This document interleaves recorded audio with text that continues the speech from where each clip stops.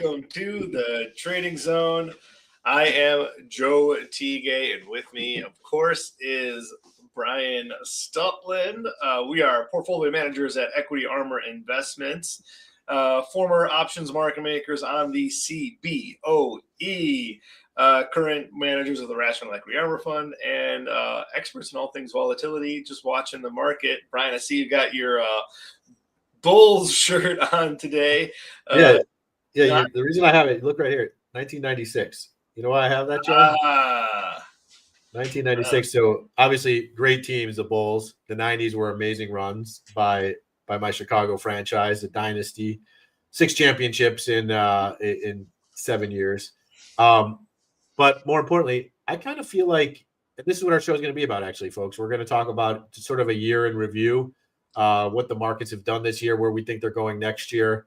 We're kind of wrapping up our shows. We head into the Christmas, New Year's time. And Joe, I feel like this year is 1996 all over again, or 96 maybe coming next year, somewhere around there, right? I feel like we are 96 right now. You talk about things in the market, Joe. We saw the Fed cut rates 3 times, right? Well, you can look at the year right here, just so you know. Yeah. This was quite an eventful year for volatility. The market did just fine, but of course, volatility happened. And I think we should be expecting more and more of that as we go on here. But yes, this was absolutely a volatile year, but also a good year for equities. Yeah, really good year for equities. Just looking here, S&P 500. Year to date, up about 16% over here on my screen currently. So obviously a really good year. Kind of like I mentioned, the reason I feel like it's 96, if you look back to the 90s, the Federal Reserve cut rates twice in 1995. They cut it a third time in 96. And then at that point, rates actually ticked up a 25 basis points in 97.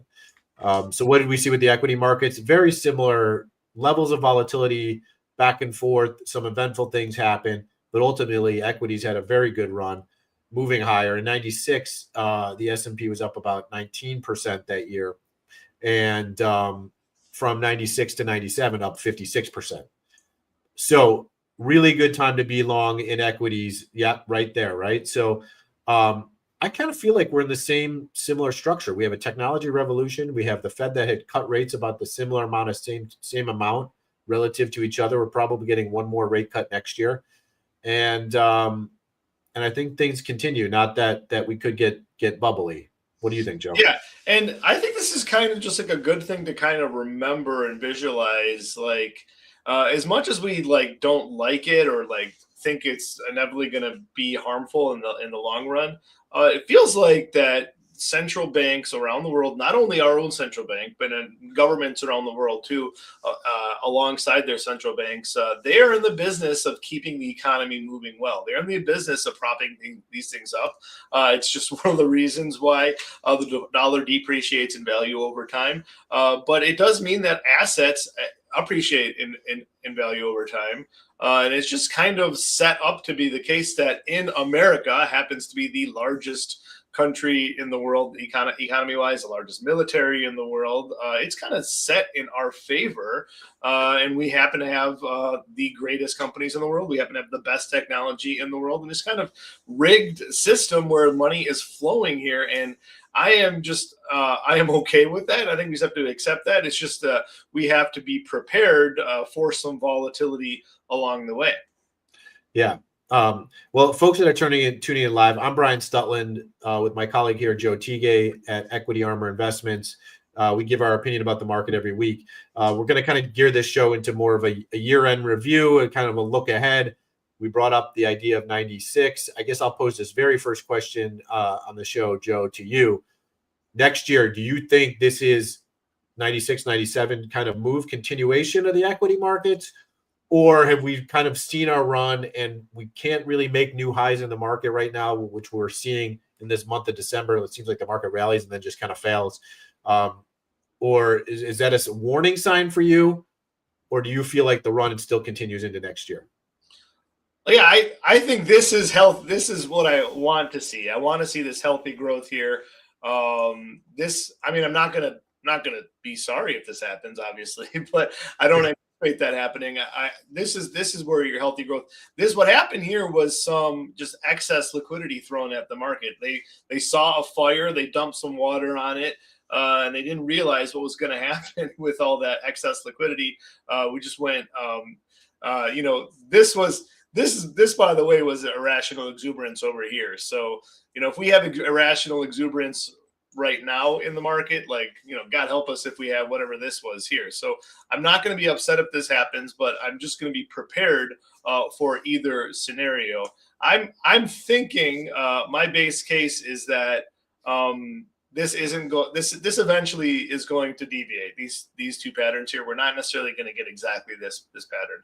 I do think though there will be excess liquidity thrown on the market. Not necessarily. Does that happen next year? I think it could happen next year. I mean, it seems like the Fed is being strong-armed, or maybe the refs are being worked very strongly, or maybe new individuals will be put in place, which will be favorable to growth, which kind of seems to me like it might be excess liquidity coming in. It might not be like a emergency liquidity. It might just be extra liquidity just for fun. And I think that will fuel some market gains. Okay.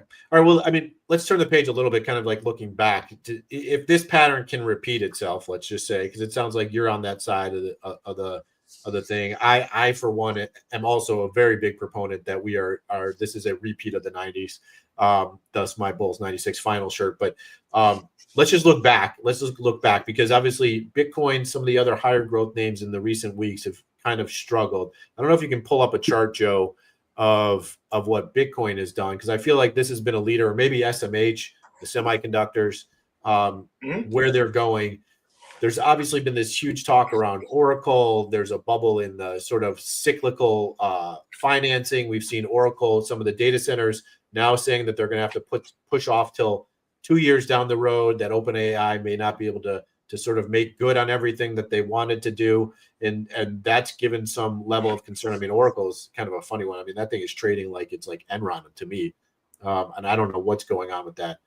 Maybe it's just a nuance that everybody just wants to hedge one name, and they're picking Oracle as the name to hedge, and it's getting beaten down for it. But yeah, here, take a look at SMH.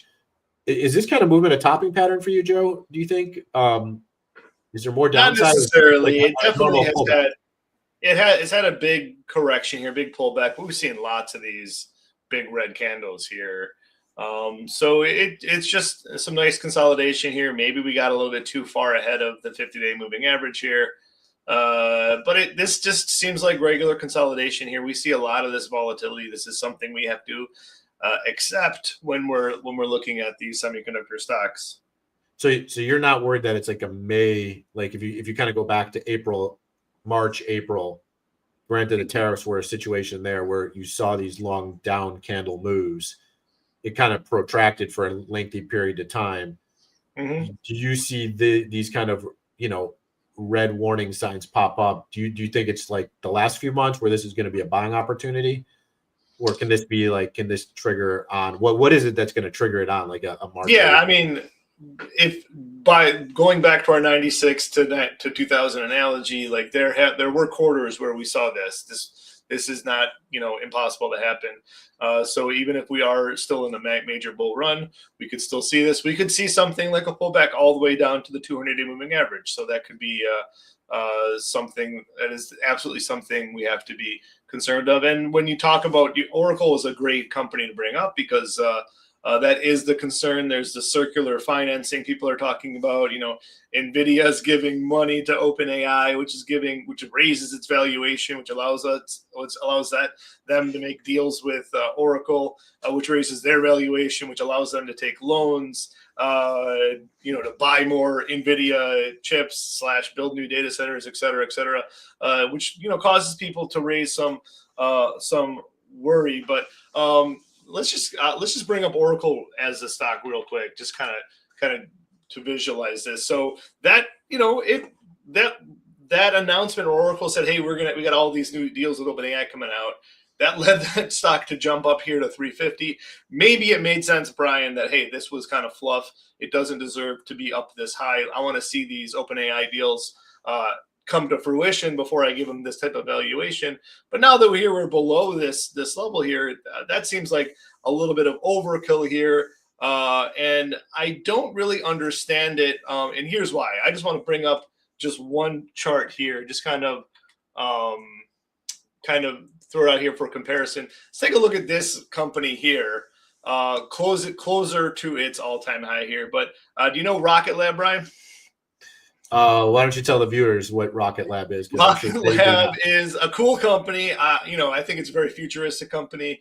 Looking at like a 30 billion valuation here. It doesn't make any money. It does make rockets, and it's going to be launching rockets in tandems with SpaceX over time. And they're likely this run up over the past month here is about people talking, including SpaceX, but people talking about this company launching rockets to space to build data centers. Now, this is just all hypothetical. This is all future, but we're giving this company credit for data centers in space, and yet we have the company Oracle building data centers on Earth, which is getting hammered.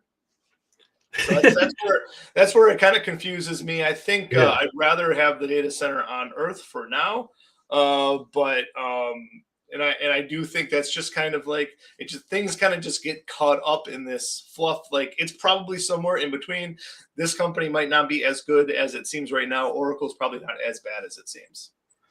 I gotta look up what's the surface temperature on Mars out of curiosity. I don't think it's going to be in Mars. I think we're just talking about like just like a satellite that's going to orbit the Earth. And I mean, it makes sense, right? That's natural cooling, right? Well, you don't need water. You don't need it's much cheaper to operate. I think you get much more efficient solar electricity in space too. And there's cooling is not needed. I don't know if you need to heat these things up. Maybe it'll be too cold to operate. I don't really know how it works. Well, actually, just look at it. So the surface temperature on Mars is negative 80 to negative 85 degrees Fahrenheit, with lows as low as 243 degrees Fahrenheit at the winter poles. So you could get to Mars and build out a whole thing, right? I don't think you need to go to Mars, though. You can just do that in orbit. Just build like a data center station. And you could make it orbit so that it's always in sunlight. I don't think Mars. I mean, I guess the only one thing I would say about the chart you brought up is like, are people thinking that the idea of data centers on Earth are out, and if you really want to build this whole thing out and make it energy efficient and actually do, I think people see the future that we need more data centers. This is a very good solution for energy efficiency, water efficiency, electricity efficiency. People just don't want data centers in their backyard, etc. It's a good solution. We're thinking, 5 years down the line, how are we going to keep on building these data centers if we can't build enough on Earth? That said, if that's true that we need all these data centers, we also are going to need them in the short term on Earth. So I think if that thesis is true, if people are convicted enough on that company that is just building for the future, I think there should be more conviction in a company like Oracle that is building for today. I think that makes sense. I mean, maybe it's just this whole Oracle thing is just pull this back to the norm. Let's see real results. I know you've had all this build up announcements, data centers are coming, but the fact that you're telling us like some of the production is delayed a couple of years down the road, the fact is they did take out debt to potentially build this out. And if like OpenAI fails to deliver, now they're holding this debt that was supposed to be meant towards a build out. I guess they just pay the debt back, right? And what they're building, I think they're getting hammered because they're not able to borrow more to build even more.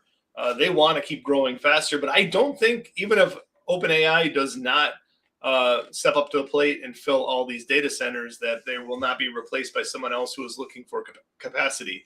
There, Right. there just is not a single chip out there in one of these data centers that is not being used right now. So I don't feel like if they fail to build more, if they fail to build more, that'll like limit their long-term growth because all these data centers are making so much money. But the ones that they've currently built and borrowed on will be profitable. Yeah. All right. Well, I mean, we still hold Oracle a small percentage in our portfolio for clients. I mean, we're still a believer. You brought up this chart here on Google. Let's talk about this over the last year. Obviously, tremendous run.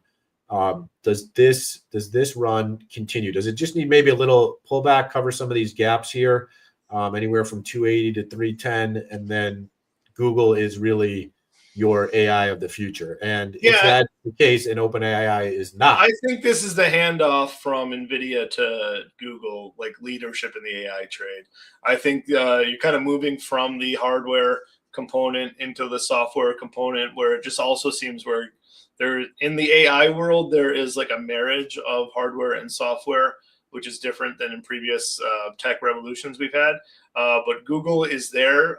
NVIDIA has like a leadership, of course, there, and NVIDIA will still perform quite well. It's just the market's expecting it to perform quite well. Google does not, even though it's had a fantastic run, it still does not have like as high of a valuation as some of its AI peers. But for me, Google has its fingers in all of the right AI pots. It is and I think it's just doing the research for the right way. It's not doing like a short term, like cash grab research on any of it. It's doing like the long term, like what is going to be like a useful technology research that they're doing. And then they'll figure out how to make money off of it later. It just seems to be working for them time and time again. I love what they're doing with their driverless tech. That's, of course, AI. I love what they're doing. With their quantum computing. They're the leaders in quantum computing, which is extremely exciting to me. And it's easy for me to just pick Google because it's super hard to understand exactly what's going on in quantum computing. But I know Google is spending a lot of money on it. And I know Google has some of the best engineers, scientists, physicists in the world working on it. Yeah, for sure. Yeah, I really think it's probably a leader here. Just speaking from the technicals, probably could draw like a support line, maybe going up from like the June timeframe or so to where we are now. It seems like maybe what's that blue line? Is that the 50-day moving average? Yeah. Yeah. So I don't know. I guess maybe a 50-day moving average pullback is probably needed for the stock. I wouldn't sell my stock though. In that. Yeah, see, it looks like it's tracking right at that 50-day. So I mean, unless it starts going hyperbolic, then we can keep going. But I still would want to hold this as probably my number one stock. Let's talk a little bit more about the Mag 7 this year, because they're a big whole percentage of the S&P, and if we're going to get a 90s style continued rally, we need the Mag 7 to keep doing what they're doing. Tesla is a name that maybe first half of the year kind of struggled, lagged the rest of the Mag 7, was down most of the year, has had a nice run lately. What do you think's going on there? Are you a buyer of this stock? Yeah, so crazy story, of course, with their huge pay structure given out to Elon. A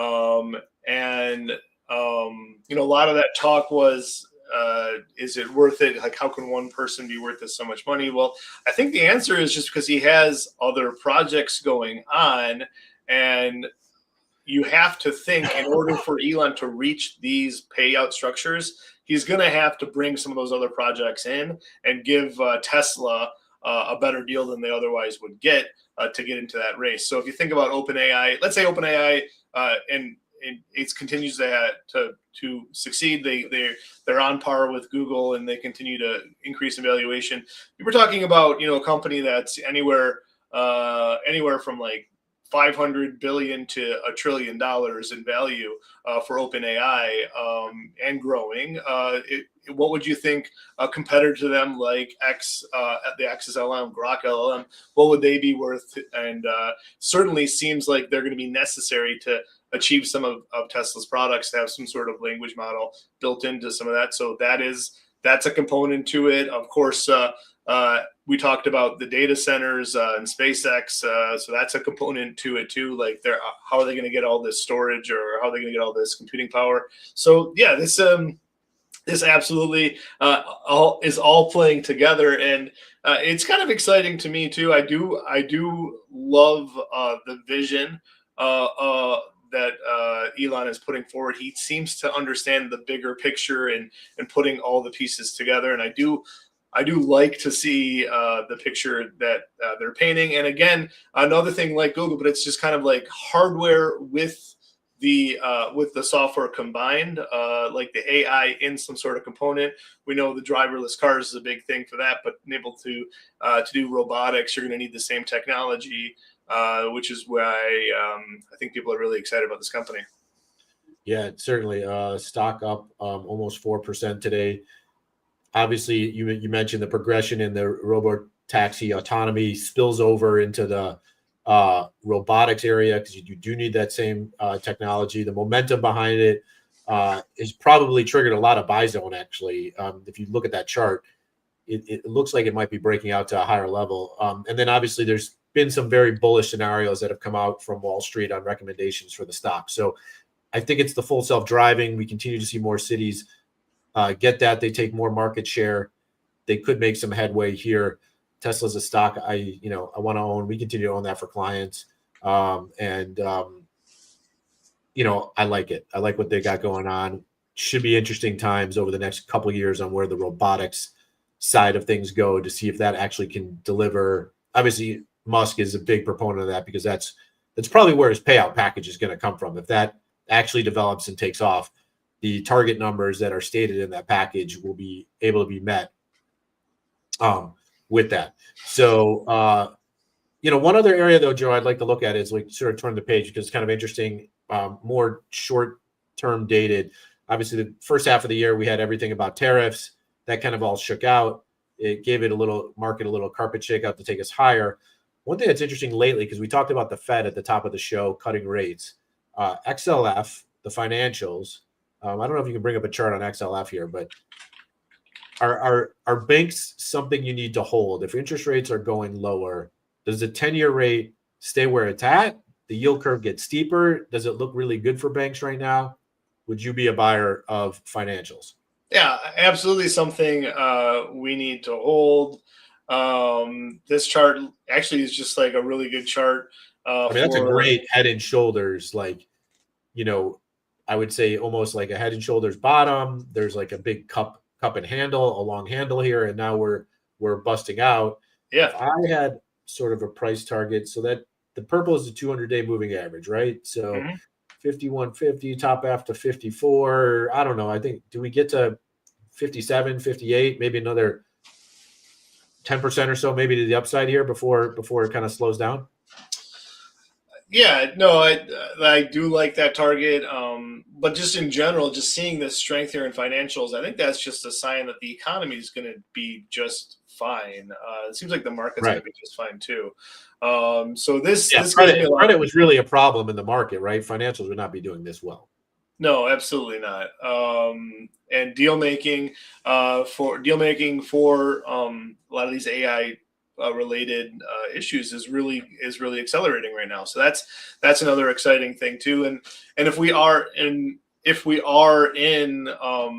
the second half of the 90s .com build out, then yeah, we will be seeing more deal making, more of that corporate structuring excellence from the banks happening. So that's an exciting part to me, and that's a sign of real stability in the economy for me, saying, hey, this does not look like it's any issues going on deeply in the economy, which is really going to be what when the bubble pops is going to be when the economy slows down to a halt and we can no longer sustain it. Now, it might be the case that things get too hot and then inflation is no longer able to be kept in check.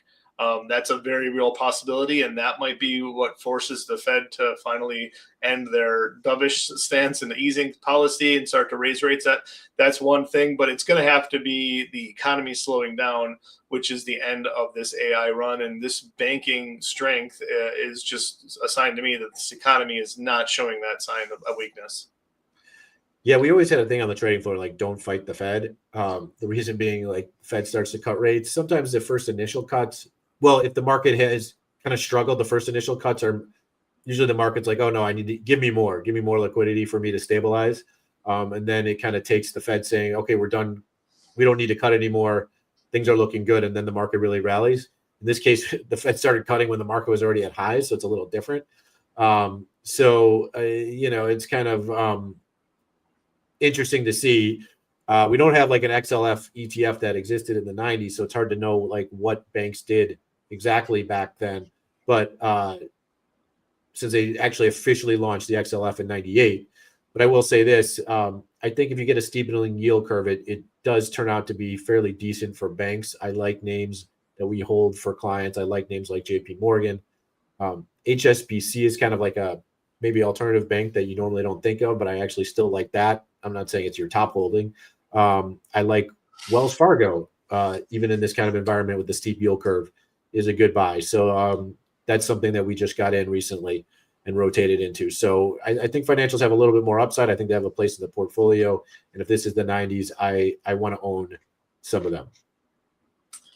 Yeah, 100%. And yeah, it's gonna level out the whole portfolio too. We can't all be AI, but there are so many areas in the market which are benefiting from AI. So it's not solely a tech trade. It is a whole broad economy trade. Okay. All right. So normally in our show, we do give a trade of the week. You can go to equityarmorinvestments.com, click on the trading zones, be a subscriber. We are actually coming up in next year going to be on Substack and X. Actually, you can pay extra for a subscription and get that information as well through that vehicle. So you don't have to go to equityarmorinvestments.com. So that's kind of exciting for us. So check that out. Look for that coming up in 2026. But before we get that, we usually give a trade of the week per se, since we've kind of used this show as really like a year-end review and a look ahead kind of show. We're not going to give an actual trade. But I would say if I had to do a trading zone trade, Joe, just looking into the very end of this year, from now until Christmas, everybody kind of expects the Christmas rally. It doesn't seem like it's really materialized. The market's been stuck in the mud. Is there really a trade you're looking at that where it's a stuck in the mud trade till the end of the year? Because I think both of us are probably on that page, or maybe you're not. So not the end of the year, but the end of the week. I think there are some expectations for some movement this week. We do have some big events. We got CPI, we got the jobs number coming out. But it is a witching week, Brian. It's a triple witching. There's a lot of there's a lot of options that will be expiring at the end of the week. This is like the kind of people. Some people just say, "Hey, I just want the only DEES option." And that'll be it for the year, and I'll own that. So a lot of people buy these as leaps. So there will be a lot of options expiring this week. Sometimes I think that leads to just a ceiling on where things can go because the market has a hard time getting through some of those levels. So I think that actually will be unwound next week. I think the market could rally next week, but this week I expect the market to sit where we're at. So I did sell the 30 Delta Strangle for the week. And here was it. The strikes that it came out to be, it was the 687 call, the 675 put in the SPY, coming back with a 430 right now credit. That would be one option. I think you can make it a little less risky too, if I were so inclined, maybe to. Yeah, that's the wrong one. If I were so inclined, I can make it a condor by adding on this outside. Yeah. There is a 690. Yeah, so the condor is you sell a strangle on the inside strikes, like ones that are closer to the end of money. You buy put in a call strangle on the outside strikes, ones that are farther away from the money. Right there, you see a lot less risk on this one. This has a max loss of 5, but we can bring in 211. I can bring in 211 right here. Yeah, if I did it right here. That's a really good risk reward, if you ask me, honestly. Great. Yeah, I think it's going to be very likely in between there. So yeah, I like it. All right, so tune in. If you're a subscriber on the Trading Zone, you'll get that specific trade delivered straight to your email inbox. We are here every Monday. As we head into the end of the year, though, Joe, this is going to probably be our show for the year. So yeah, it's the last full trading week of the year. Yeah, that's right. So tune us into the new year on Mondays, and so we look forward to it. It's been a great show. It's been a great year for the markets. We'll see if this can return next year. We obviously think so. I'm Brian Stutland here at Equity Armor Investments with my colleague Joe Teague. Make sure you check us out on X at Brian Stutland or at Joe Teague as well. Check out our YouTube channel at Equity Armor. Subscribe, like, everything else that everybody says. We'll catch you soon. Thanks for tuning in. Have a good one.